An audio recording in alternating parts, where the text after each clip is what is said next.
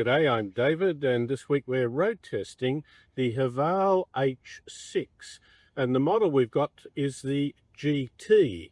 Now that may seem like a contradiction in terms, given that this is a medium-sized SUV, but I think Great Wall Motors, a parent company, have produced a vehicle that gives good honour to the GT badge in the sense of grand touring, not frantic sports car.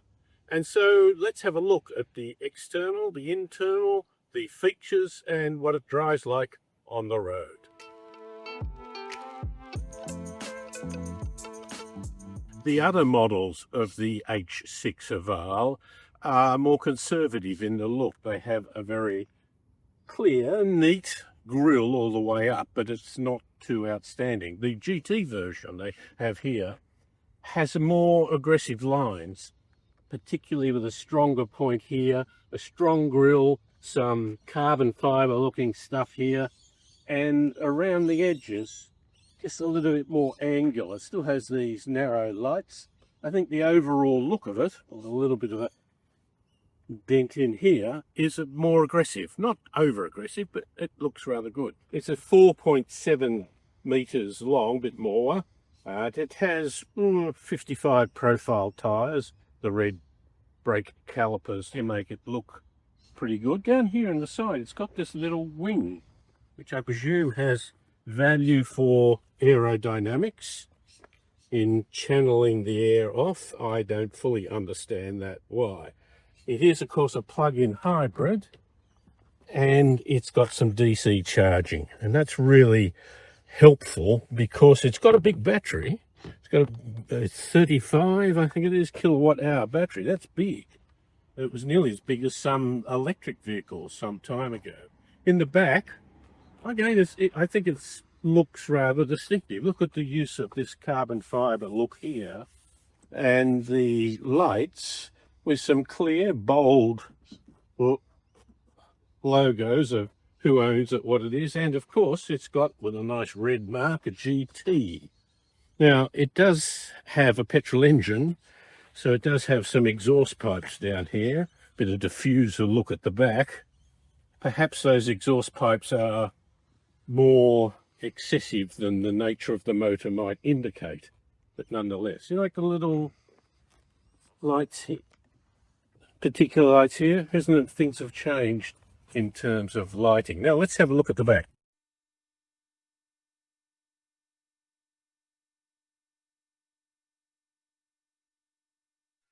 Quite reasonable room there, and if you look underneath, we do have room for that. Perhaps it should fit in there. A little bit of features.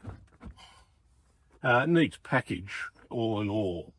That's good space. A medium-sized SUV with a number of controls and that in the back, but I think there's good space in there. Look, I just check the easy to get into. Huge, well, not quite full panoramic. Doesn't quite come back this way, but that's a pretty sizable sunroof to help remove some of the claustrophobic effect of sitting in the rear. And I've certainly got room to put my feet under here, even though it's an electric seat, and it gives me room here. I could travel in this seat. I think I'm sitting up a little high, not too high, I meant high as in almost like theatre style a bit, and that suits me well. They call it sophistication, practicality, and modernity. It's got a fair number of features to it, but again, I think with a little bit of cohesive style. If you value independent journalism or simply enjoyed the video, please support the channel by hitting like and subscribe.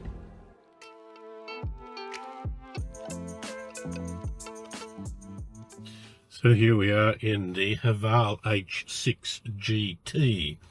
And the first thing about it is there's some comfort features. I have electric seats, I have some adjustment in the steering wheel, and I found it quite easy to get comfortable in the car.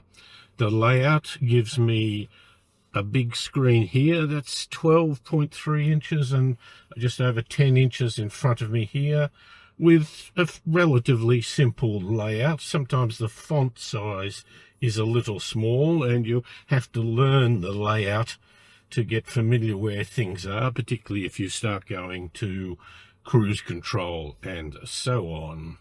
I have dual air conditioning and a number of buttons, but not many. So air conditioning, quick buttons to turn the vent for, or the demister on for front or rear, that's good, or the picture. And the clarity of those photos is very good. Maybe it might be nice to have a little bit more. I, for example, really like to have the button that goes to climate control, which I can do by pressing the air conditioner on and off, but that's 2 steps. Now that it's laid out in front of me, we'll show that in a little bit more detail. One of the features I do like is it has heated seats, not particularly important to me, but to some others, but it has cooled seats as well, which I really love. It also has heated steering wheels, and it has ambient light, but it only has one choice of colour. I say only, I really don't care. A bit of ambient light's fine, but I don't have to go through a decision-making process about what really suits me well. I like the layout, has a little bit of that carbon fibre look. One interesting thing is the vents here, and they have this shelf-like bit sticking out here, makes it impossible to clip on one of those iPhone or mobile phone holders. It just doesn't work. I tried to do that while I was desperately fighting to try and keep the map from my phone in visible range. Now, the voice command here is quite good and fairly well developed. Voice commands can be great if they work properly. If they don't work properly, you end up shouting at the car. And one thing that was good, in that it showed me the words it had heard. So if I went into saying, closed windows, for example, it showed me that it had heard close windows. Now, the steering wheel has a number of symbols, and some of those are rather generic. The plus and minus over here is to do with sound. It's also near the button to do with voice. So that's, I guess that's right. Makes sense. Over on the right here, it's got a return button. Every car should have it. If you go into something and you think, why the hell am I here? Go back. I like that. A favourites button, a home button, and some up and downs. But for a moment there, I thought that, well, might be cruise control, typically, as most cars are. But, of course, I only thought about it when I was driving along. And so I'm playing with it, badly for safety points of view, trying to do it while I look ahead.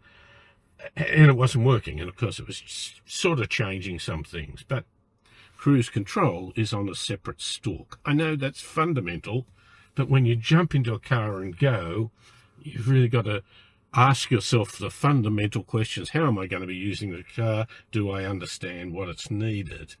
And it's a little bit set, reset, but that's not a problem with this car. I've got a phone charger here. I've got a nice layout, easy controls. I think this car does things well. I will say, it's got a big battery, 35 kilowatt hours. That's enormous, and it's quite efficient. It's using 17.8 kilowatts per 100 kilometres of travel, and that's pretty good. It takes a lot to charge it up if you only have a 3-point plug, a standard in-the-wall socket. In fact, it would take 12 hours to get about half charge.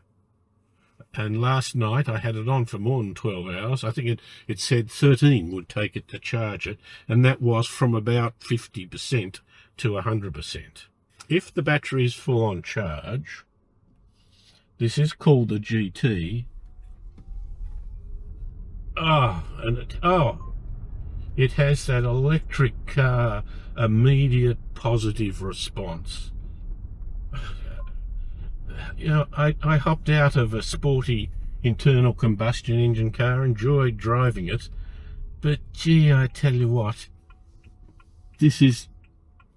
doesn't have to be different as you drive around the urban area, but it is just different in the throttle response. And of course, if you do push it down, then away it goes.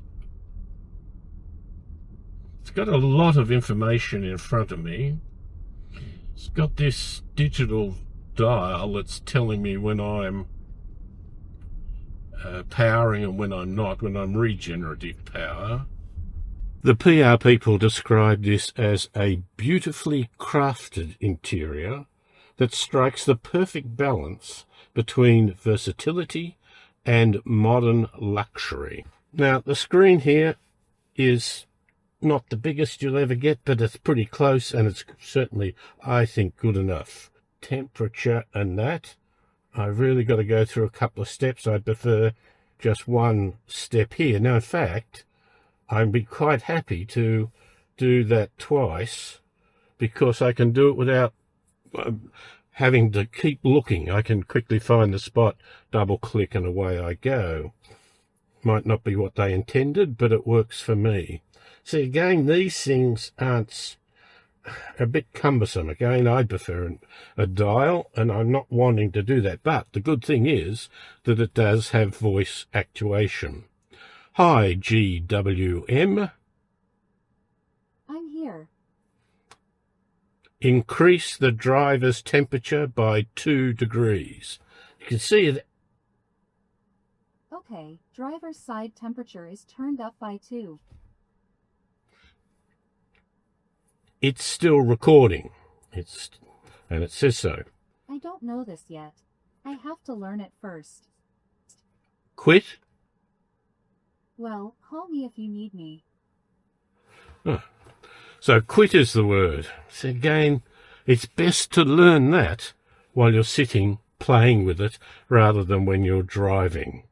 Okay, now the thing I do like, if I go into here, got quite a lot here, which is, I think, relatively easy to understand. I do have a steering mode, so comfort, sport, or light. I've been on comfort. Let's go to sport. A power mode, EV priority. Well, why don't we just go to nothing but EV, which I think that means intelligent hybrid. I think that just means hybrid. Lane keep assist.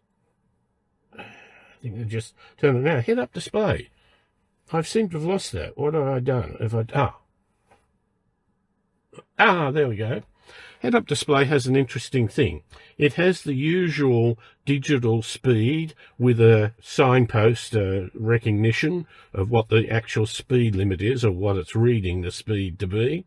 Might not be right in school zones. But on the right-hand side, it actually shows the line marking it's detecting. It's like you have in front of a car, in front of the driver. So it's showing if it's picking up. I don't mind that for one reason. Quite often lane keep assist, not quite often, but it can stop working because it's lost detection. It might be a case where you're on a country road and there's no line marking on the left. And so it might turn itself off. You're getting more information up in front of you, which I think is important because these things may be helpful, but if they stop working, then you better know about it to be able to adjust what you're doing or your approach to the car. You should always be concentrating, but your approach is important.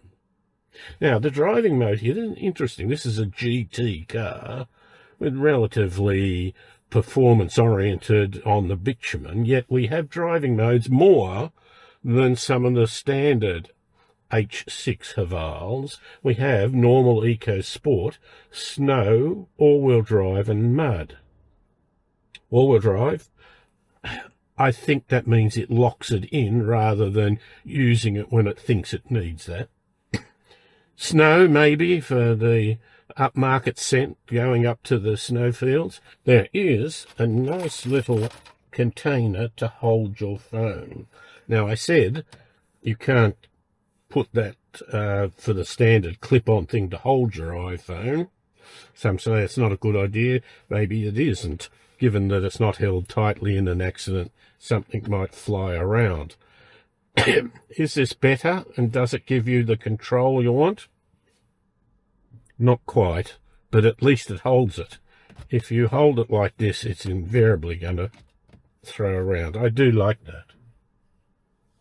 Now, I'm below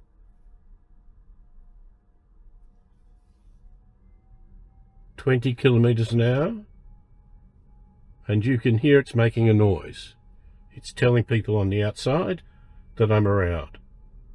As soon as I go over 20, it stops. And of course, the same happens, different sound, but the same principle when you're in reverse.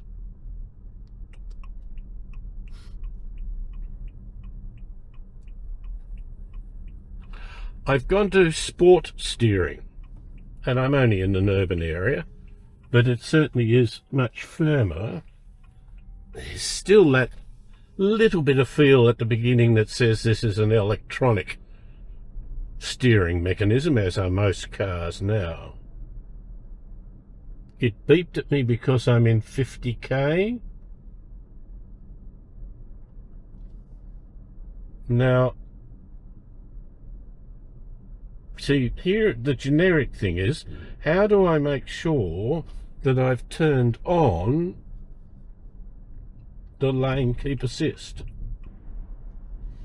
This is interesting. I'm going along an area that is generally a school zone, which is generally 40k in school zone, but it hasn't picked that up because there wasn't a signpost when I turned onto the street halfway along the school zone. Around the city, I don't need the steering mode to be on sport, and it's easy to change. I quite like that.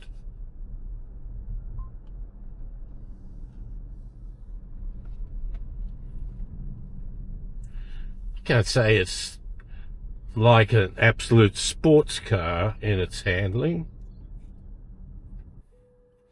It does have very clear screens, that's great, but it also has this see-through, which is simulating what is under the car as well, based on its memory. Have your own thoughts? We'd love to hear them, good, bad, or in between. Have a chat with us by dropping a comment below.